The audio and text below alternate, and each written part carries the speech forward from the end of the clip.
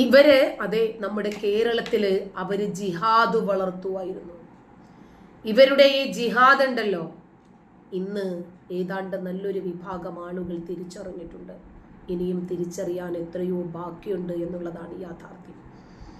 ഈ സുരക്ഷാ സേന ആസിഫ് ഷെയ്ഖ് എന്ന് പറയുന്ന കൊടും ഭീകരനെ വധിച്ചല്ലോ. ഈ ചെറിയ പ്രായത്തിലെ സ്വന്തം രാജ്യത്തെ ഉറ്റുകൊടുത്തപ്പോൾ ഇവൻ എന്താണ് കിട്ടിയത്?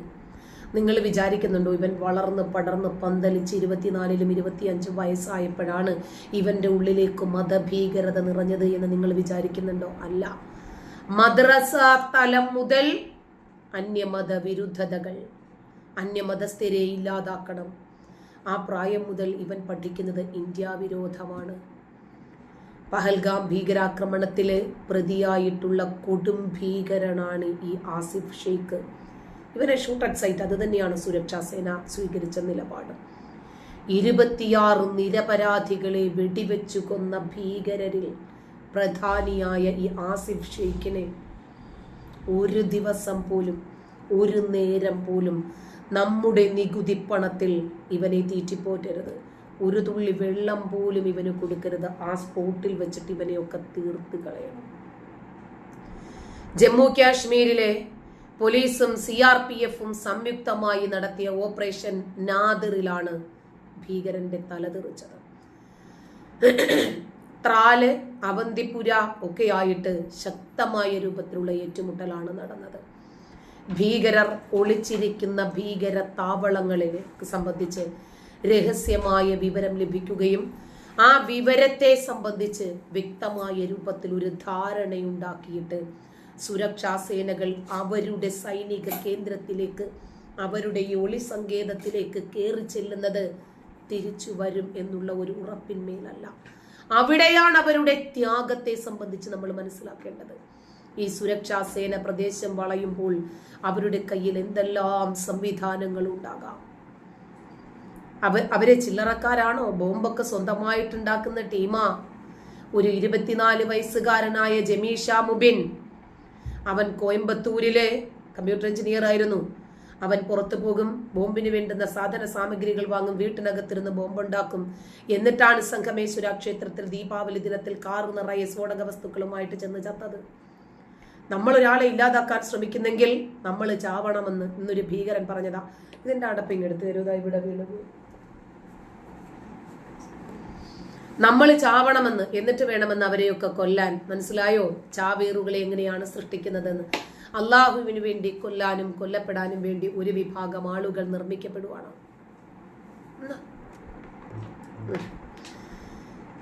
അപ്പോ ആ പ്രദേശം സൈനികർ വളയുമ്പോൾ ഏത് രൂപത്തിലും കൊല്ലപ്പെടാം. അപ്പൊ കൊല്ലാനും കൊല്ലപ്പെടാനും കണക്കാക്കിയാണ് പോകുന്നത്. അത് മരിച്ചു കഴിഞ്ഞാൽ കിട്ടുന്ന മാറിടം തുടുത്ത ഹൂറികൾക്ക് വേണ്ടിയല്ല ഇന്ത്യൻ സേന ഇറങ്ങുന്നത്. ഈ രാജ്യത്തിന് വേണ്ടിയാണ്, നമ്മളിൽ ഓരോരുത്തർക്കും വേണ്ടിയാണ്. അവരുടെ കയ്യിൽ എല്ലാം ഉണ്ടാകും. മലപ്പുറം കത്തിയും ഉണ്ടാവും, വടിവാളും ഉണ്ടാകും, തോക്കും ഉണ്ടാകും, അമ്പും വില്ലും ഉണ്ടാകും, ബോംബുണ്ടാകും, സ്ഫോടക വസ്തുക്കൾ ഉണ്ടാകും. നമുക്കറിയുന്നതും അറിയാത്തതുമായ നൂതനമായിട്ടുള്ള ഒരുപാട് സംവിധാനങ്ങൾ അവരുടെ കയ്യിലുണ്ടാകും.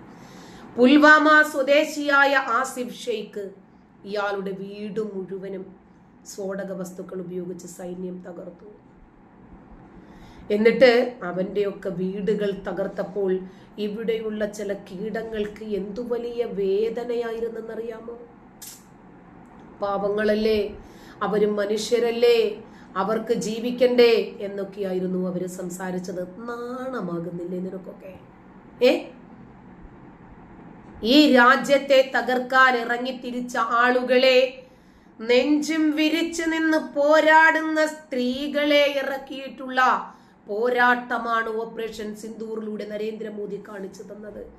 കടിച്ച പാമ്പിനെ കൊണ്ട് തന്നെ വിഷമിറക്കിക്കുന്ന രീതി, കലിമ ചോദിച്ച്, മതം ചോദിച്ച്, പേര് ചോദിച്ച്, ലിംഗത്തിന്റെ അറ്റമുണ്ടോ ഇല്ലേ എന്ന് ഉറപ്പുവരുത്തി മനുഷ്യനെ കൊന്ന സ്ത്രീകളെ വിധവകളാക്കി മാറ്റിയപ്പോൾ ആ സ്ത്രീകളെ കൊണ്ട് തന്നെ യുദ്ധവിമാനങ്ങൾ പറത്തി. ആണ് സോഫിയ ഖുറൈഷി. ഇവരൊന്നും സാധാരണക്കാരാണെന്ന് വിചാരിച്ചു പോകരുത് നിങ്ങള്. ഇവരൊക്കെ അസാധാരണമായിട്ടുള്ള വ്യക്തിത്വങ്ങളാണ്. രാജ്യത്തിനു വേണ്ടി ജീവൻ സമർപ്പിക്കാൻ തയ്യാറായിട്ടിറങ്ങിയ അസാമാന്യമായ ധൈര്യവും രാജ്യസ്നേഹവും സിരകളിലൂടെ ഓടുന്ന വ്യക്തിത്വങ്ങൾ. കേണൽ സോഫിയ ഖുറേഷിക്കെതിരായിട്ടുള്ളൊരു പരാമർശം നമ്മൾ കേട്ടില്ലേ? അതിനെ തുടർന്ന് ഒരു ഹൈക്കോടതി ഉത്തരവുണ്ടായിരുന്നു. മധ്യപ്രദേശിന്റെ ഒരു BJP മന്ത്രി വിജയ് ഷാ വ്യാഴാഴ്ചയാണ് സുപ്രീം കോടതിയെ സമീപിക്കുന്നത്. അതുമായിട്ട് ബന്ധപ്പെട്ട് നമ്മൾ അതിനെയൊന്നും അനുകൂലിക്കില്ല. നമുക്ക് അന്ധമായി ഒരാളോടും പിന്തുണയില്ല. നമ്മൾ വിഷയാധിഷ്ഠിതമായി എതിർക്കേണ്ടതിനെ എതിർക്കും, പിന്തുണയ്ക്കേണ്ടതിനെ പിന്തുണയ്ക്കും. മധ്യപ്രദേശ് ഹൈക്കോടതിയുടെ ഉത്തരവിനെതിരെ സുപ്രീം കോടതിയിൽ ഹർജി സമർപ്പിച്ചിട്ടുണ്ട്. ഇപ്പോൾ സുപ്രീം കോടതിയിൽ തന്റെ ഹർജി നേരത്തെ തന്നെ കേൾക്കണമെന്ന് വിജയ് ഷാ ആവശ്യപ്പെട്ടിട്ടുണ്ട്. പോലീസ് കേസെടുത്ത സാഹചര്യത്തിൽ മന്ത്രി സുപ്രീം കോടതിയെ സമീപിക്കുന്നു. മന്ത്രിക്കെതിരെ കേസെടുക്കണം എന്ന് മധ്യപ്രദേശിന്റെ ഹൈക്കോടതി ഉത്തരവ് പറയുന്നു. മന്ത്രിയുടെ വാക്കുകൾ മതസ്പർദ്ധ വളർത്തുന്നതും സമൂഹത്തിൽ വിഭജനത്തിനിടയാക്കുന്നതുമാണ് എന്ന് ഹൈക്കോടതി നിരീക്ഷിക്കുകയാണ്. കോടതി ഉത്തരവിനെ തുടർന്ന് ഈ വിജയ് ഷായ്ക്കെതിരെ പോലീസ് കേസെടുത്തു. പരിഹാസ്യവും നിന്ദ്യവുമായിട്ടുള്ള ഒരു പ്രസ്താവന അയാൾ നടത്തി. സമൂഹത്തിൽ വലിയ വിഭജനമുണ്ടാക്കുന്ന രൂപത്തിലായിരുന്നു ആ പ്രസ്താവന എന്ന് കോടതി നിരീക്ഷിച്ചു. പ്രസ്താവന വല്ലാതെ വിവാദമായി. ഇത് സോഷ്യൽ മീഡിയ കാലഘട്ടമല്ലേ? BJP പ്രതിരോധത്തിലായി ആകെ. 10 തവണ മാപ്പ് പറയാൻ തയ്യാറാണെന്ന് പറഞ്ഞു. 100 തവണ മാപ്പ് പറഞ്ഞാലും കഴുത്തറുത്തിട്ട് പുറംതടവുന്ന ഏർപ്പാട് ശരിയല്ലല്ലോ. സ്വപ്നത്തിൽ പോലും കേണൽ സോഫിയ ഖുറേഷിയെ അപമാനിക്കാൻ താൻ ഉദ്ദേശിച്ചിട്ടില്ല എന്ന് പറഞ്ഞു. അതുകൊണ്ടായോ അപ്പോ ഈ മന്ത്രിക്കെതിരെ മധ്യപ്രദേശിന്റെ PCC അധ്യക്ഷൻ ജിത്തു പട്വാരി പോലീസിൽ പ്രത്യേകമായിട്ട് വേറൊരു പരാതി നൽകി. വ്യക്തിപരമായിട്ട് രാജ്യത്തിനു വേണ്ടി സേവനം ചെയ്യുന്ന എല്ലാ പെൺമക്കളെയും അപമാനിക്കുന്ന പ്രസ്താവനയാണ് ഇയാൾ പറഞ്ഞത് എന്ന് വനിതാ കമ്മീഷനും അപലപിച്ചു. മന്ത്രി രാജിവെക്കണമെന്നാണ് ഒരു വിഭാഗം ആളുകൾ ആവശ്യപ്പെടുന്നത്.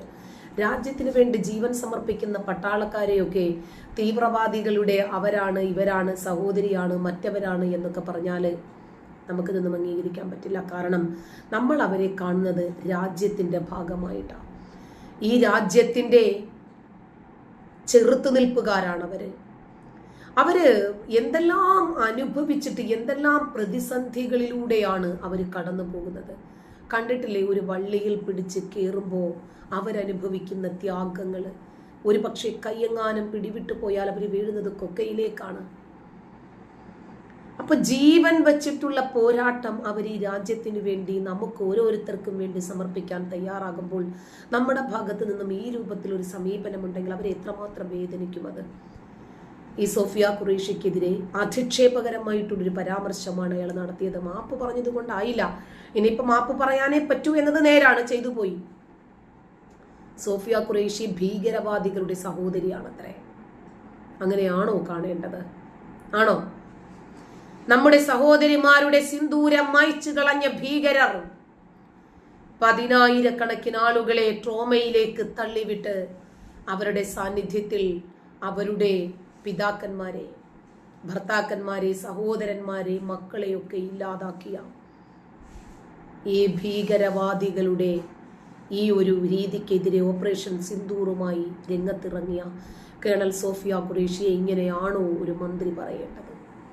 ഒരു ജനപ്രതിനിധിയല്ലേ കക്ഷി? ഇവന്റെ ഉള്ളിൽ തീവ്രവാദം ഉണ്ടാകും, അതുകൊണ്ടാണ് അവന് തീവ്രവാദി എന്ന് പറയാൻ പറ്റുന്നത്. തീവ്രവാദികളോട് മൃദു സമീപനം സ്വീകരിക്കുന്ന ഇവനെ പോലെയുള്ള ആളുകൾ മന്ത്രിയാണ് പറഞ്ഞിട്ട് കാര്യമില്ല.